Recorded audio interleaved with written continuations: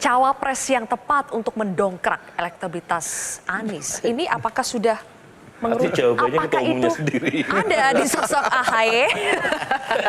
AHY masuk 4 besar loh. Nggak, ini kalau Bang Burhan yang ditanya, dia jawabnya pasti Mas AHY gitu. Ya kan? Karena satu-satunya dari nama-nama tadi, yang angle-nya, yang semangatnya, platformnya jelas-jelas perubahan, ya emang hanya Mas AHY. Yang lain kan orang bisa bilang all president man katanya, atau woman kan Di begitu. 4 besar tadi ya? Ya, dari 4 besar tadi kan siapa coba? Misalnya Ridwan Kamil. Erick Thohir, Sandi. Nah, itu kan jelas-jelas semuanya kan 2 menteri.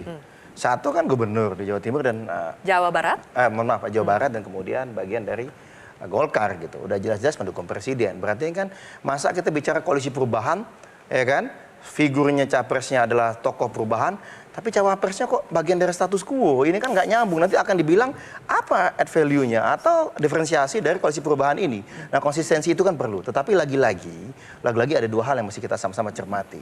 Pertama, di koalisi perubahan sudah ada kesepakatan mengenai 5 kriteria. 1 bicara mengenai elektabilitas, yang kedua mengenai bisa kontribusi terhadap koalisi, ketiga adalah pengalaman dalam kepemimpinan, keempat adalah chemistry satu sama lain. Jadi nggak boleh nih bertolak belakang dengan capresnya. Karena capres sudah harga mati nih gitu. Yang kelima jelas semangat perubahan gitu. Nah, itu hal yang mesti digarisbawahi. Yang kedua adalah Kenapa Bang Andre? Kalau mendengar 5 ini, 5 yang disampaikan Herzaki, saya harus fair.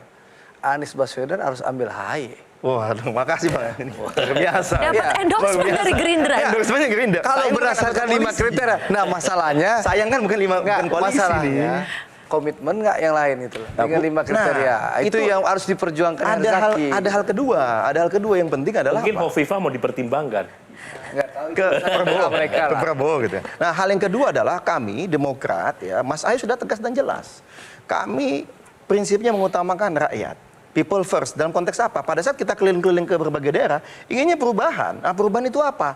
Ayo bentuk dong koalisi perubahan. Jangan sampai nggak jadi. Kita berbulan-bulan itu. Kemudian muncul, lalu siapa tokoh perubahan? Kemudian muncul ternyata paling mengkristal itu adalah sosok Mas Anies Baswedan. Jadi mohon maaf, meskipun memang ada aspirasi yang sangat kuat dari kader, anggota dewan, eksekutifnya kami, para pengurus seluruh Indonesia, menginginkan bahwa ini kalau mau dukung capres, Mas AHY itu harus menjadi 01 atau 02.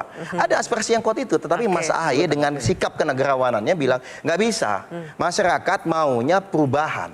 Koalisi perubahan harus terbentuk, Kenapa, Bang Andre? dan capresnya harus Anies Baswedan. Jadi kami tanda tangan itu piagam, kami dukung Mas Anies, dan kami serahkan kepada Mas Anies. Mas Anies silahkan Anda pilih.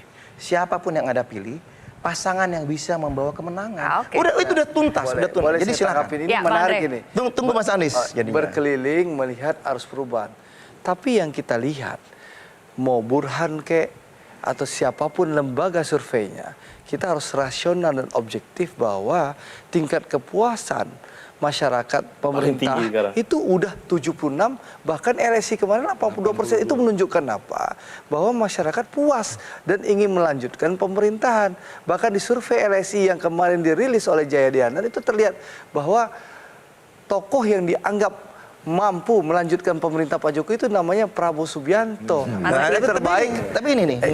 Jadi itu approval ratingnya dong. Memang benar kita bicara approval rating ya. Sehingga kita harus fair, jangan sampai. Jadi masyarakat melihat bahwa ingin melanjutkan pemerintahan Pak Jokowi gitu loh. Ada perbedaan antar masyarakat Indonesia dengan sumbernya. Jadi salah nih lembaga survei. Bukan salah. Burhan ngeprank. Enggak salah, tetapi begini Bang, mesti dilihat.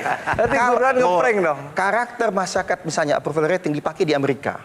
Itu mereka to the point. Kalau mereka suka, tidak suka. Kalau orang Indonesia, bukan masalah metodologi. Nah, kalau orang Indonesia? Kalau Indonesia itu cenderungnya apa? Cenderung pemaaf. Ya udahlah mau selesai. Kita nggak enak. Mikul dhuwur mendem jero. Itu kan kuat sekali di Indonesia. Begini. Nah, Bang, belum selesai Bang. Tetapi kalau kita do not carry your feeling. Oke. Nah, tetapi kita mesti cermati juga bukan hanya approval rating secara personal. Karena Pak Jokowi emang approval ratingnya bagus gitu lihat. Dulu juga surveinya tinggi sekali. Bedanya adalah sekarang Ganjar dengan Jokowi atau Pak Prabowo dengan Jokowi dulu ketika mau maju nyapres, jauh, itu satu. Yang kedua, pada saat kita bicara kepuasan, ya kita beda-beda aja. Begitu bidang ekonomi loh, kok begini? Bidang hukum kok begini? Kita bingung. Approval rating secara individu Pak Jokowi itu tinggi, tetapi begitu bicara mengenai per bidang, kok rendah ya? Malah banyak turun gitu loh. Macam-macam. Nah, maksud saya gini, jadi sehingga kita harus jeda ini? Ya, sehingga bahwa tadi masih banyak aspirasi kok.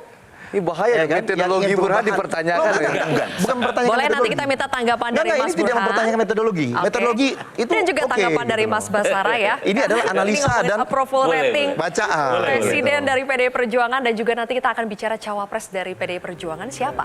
Kita akan bahas sesaat lagi.